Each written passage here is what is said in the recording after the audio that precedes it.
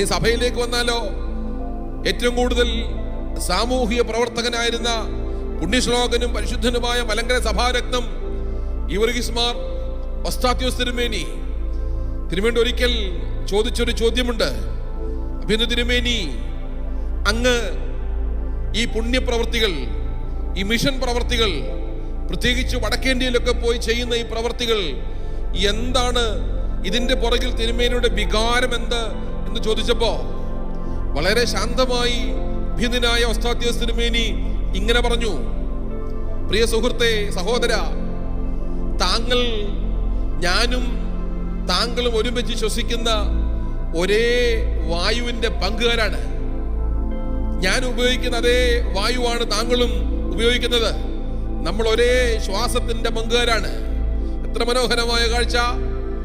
രണ്ടാമത് അഭിനന്ദനായ ഒസ്താത്യോസ് തിരുമേനി പറഞ്ഞു: താങ്കൾ ദാഹത്തിന് കുടിക്കുന്ന പച്ചവെള്ളത്തിന്റെ രുചിയും അതിന്റെ ഗുണവും, അതേ ദാഹത്തിന് കുടിക്കുന്ന പച്ചവെള്ളം എനിക്ക് ആ ഗുണം മാത്രമാണ് തരുന്നതും, അതേ രുചിയുമാണ് അതിനുള്ളത്.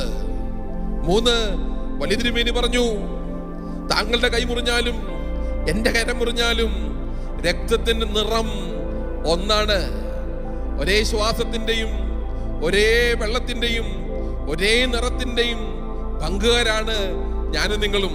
അതുകൊണ്ട് അപരനോട് കരുണ കാണിച്ചില്ലെങ്കിൽ, അപരൻ എന്റെ ബന്ധമായില്ലെങ്കിൽ, പിന്നെ എന്റെ ജീവിതത്തിനും എന്റെ കർമ്മത്തിനും എന്താണ് അർത്ഥമുള്ളത്?